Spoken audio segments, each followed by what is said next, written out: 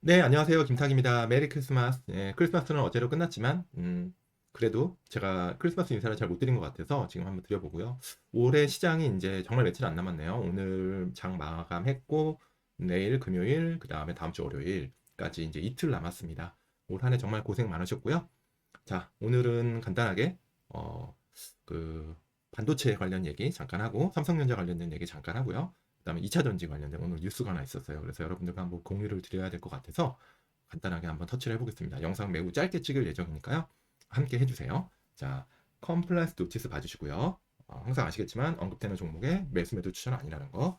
자, 오늘 환율이 1466원으로 상당히 많이 올랐습니다. 지금 계속 이제 상승 추세인데요. 오늘 또 하나의 또 정치적 불확실성이 또 추가됐다는 어떤 상황이 된 것 같은데 일단 뭐 그때처럼 다시 정치적 불확실성이 뭐 다시 맥스로 갈 거냐, 엄청 재점화될 거냐 그렇게 보진 않습니다. 하지만 아직도 이제 해외 쪽에서 봤을 때는 여전히 우리의 정치 상황이 안정세는 아닌 거죠. 그러다 보니까 환율은 이제 1466원까지 갔고 저는 뭐 외환 전문가는 아니지만 지금 요 채널 상단에 1,500원까지도 한번 터치할 수 있지 않을까라는 생각하고요. 그래서 우리가 이제 주식을 할 때 너무 깜짝하다 놀라면 안 돼요. 어느 정도 마음의 준비를 좀 해야 되지 않을까라는 생각합니다. 그래서 저도 환율이 안정되면 좋겠지만 지금으로서는 환율이 갑자기 원화가 강세로 갈 가능성은 낮다. 물론 저도 내일부터 좀 빠지면 좋겠다는 생각이 듭니다. 근데 녹록지는 않다. 근데 1,500 한 10원 요 채널 상단까지는 열어두고 조금 우리가 플레이를 해야 되지 않을까라는 생각을 하고요. 다시 한번 말씀드리지만 저는 외환에 대해서는 완전 무능함입니다. 여러분보다 더 모를 수도 있어요.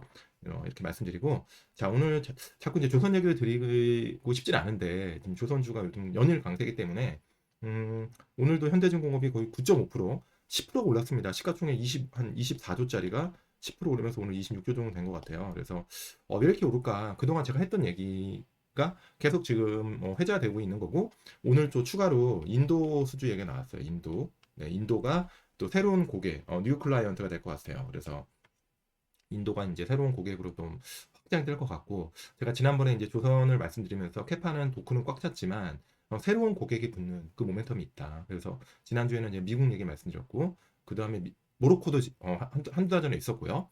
인도도 사실 얘기는 있었지만, 인도도 지금 가셔야 되는 것 같아요. 매척을 발주할지 모르겠지만, 가셔야 될 것 같고, 내년 연초에는 또 LNG 모멘텀이 또 있겠죠. 카타르.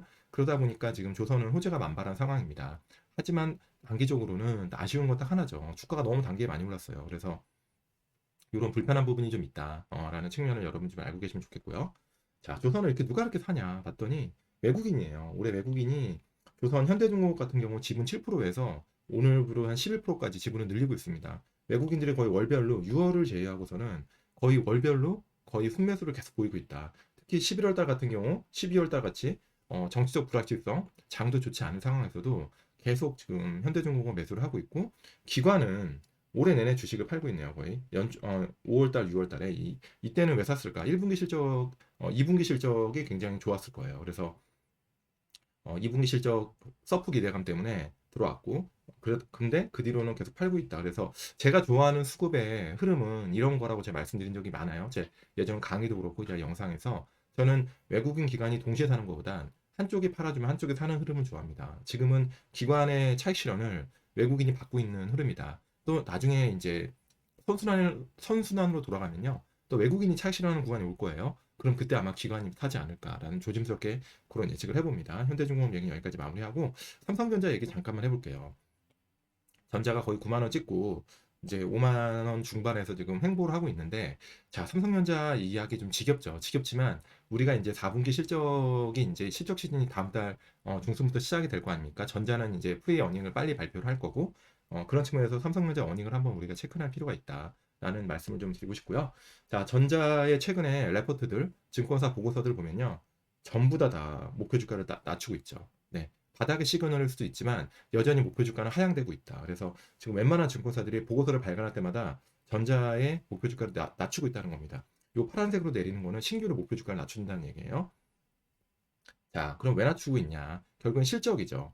12월 24일 크리스마스 이브 기준으로 전자의 컨센서스는 4분기 실적의 컨센서스는 4분기 매출은 79조, 영업이익은 9.2조예요, 지금.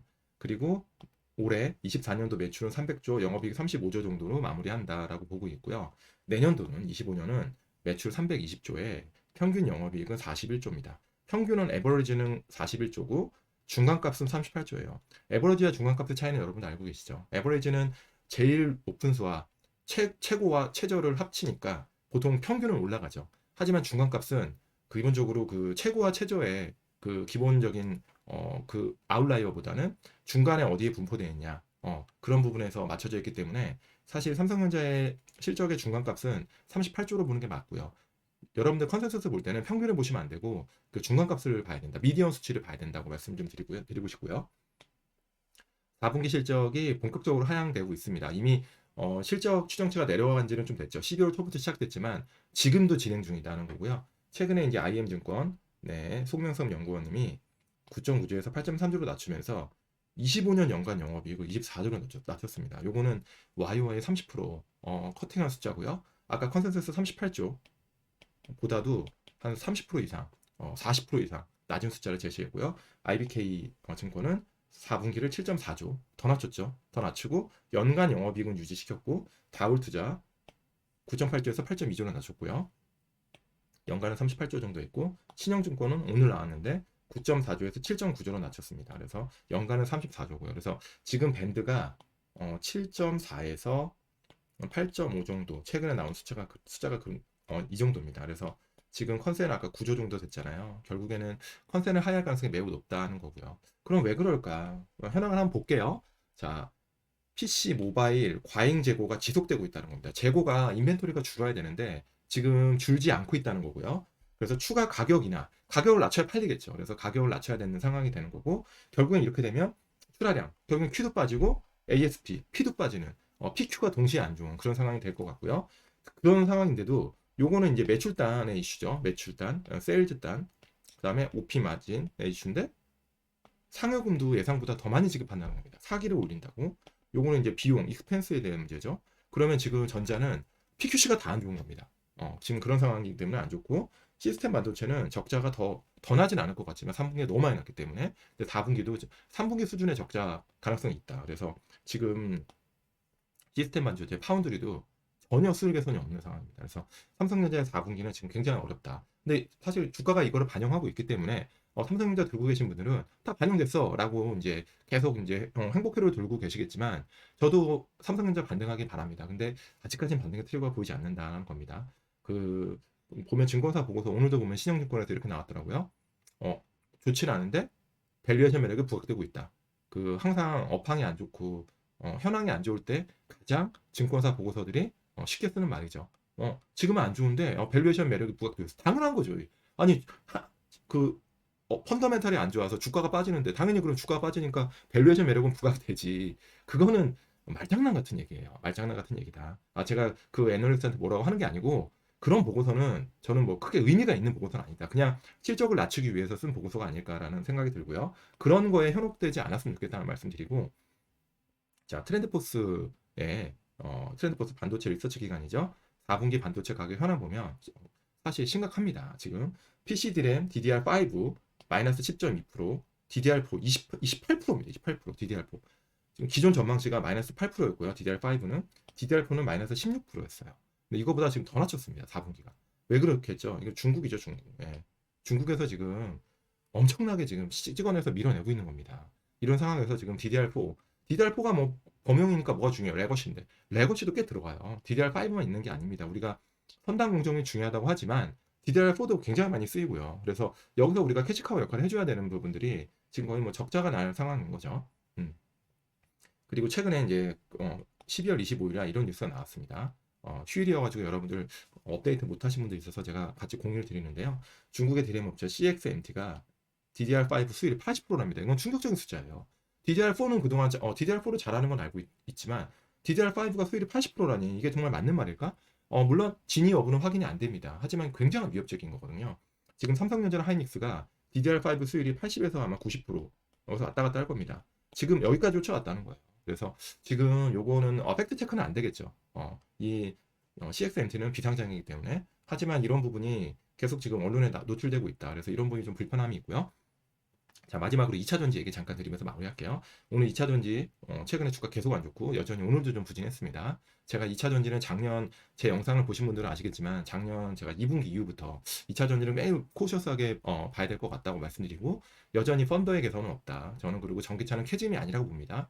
구조적으로 우리가 지나치게 그로스를 과대평가했다고 봅니다. 저는 전기차 시대는 오지만 내연기관이 꽤 오랫동안 공존할 수 있다라는 말씀을 많이 드렸고 그래서 그동안 너무 지나치게 작년에 그 언론과 소위 말하는 여러 지금 전문가라고 말씀드리는 몇몇 분들이 2차 전지의 어떤 팬덤을 만들었고 그런 부분이 굉장히 많은 개인 투자자들, 뒤늦게 들어간 분들을 굉장히 지금 피눈물을 흘리게 만들고 있다고 생각하고요.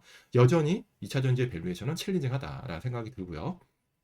자, 뭐 제가 그런 얘기 2차 전지 얘기는 제가 따로 한번 영상을 만들고 싶고 좋은 얘기가 아니라서 굳이 뭐 많이 길게 얘기하고 싶진 않아요. 근데 봐요. 오늘 중요한 뉴스가 나왔어요. 사실 이것도 체크를 해봐야 되는데 LG 엔솔이 중국의 업체와 2조 원대 LFP 양극재 구매 계약을 했어요. 뭐 그럴 수도 있죠. LFP LG 엔솔 지금 다 써야 되니까 3원계도 써야 되고 LFP도 써야 되는데 중요한 건 이게 26만 톤이라는 겁니다. 26만 톤을 26만 톤의 그 물량을 2조 원에 계약을 했다는 겁니다. 그럼 이게 어떤 상황이냐면 자, 양극재 현황을 잠깐 보고 오늘 영상 마무리하겠습니다. 11월 달에 한국 양극재 수출량은 올해 최저치를 기록했어요. 이건 이미 관사청 데이터에 나왔기 때문에 뭐 반론의 여지가 없는 거고 에너지 트렌드가 계속 발표를 하는데 12월 중국의 LFP 배터리 가격이 52달러 킬로와트당, LFP 양극재 가격은 1kg에 5달러입니다. 5달러. 지금 5달러까지 빠졌고요. 국내 NCM 3원계의 가격은 셀은 100달러고요. 양극재는 25달러입니다. 1kg에.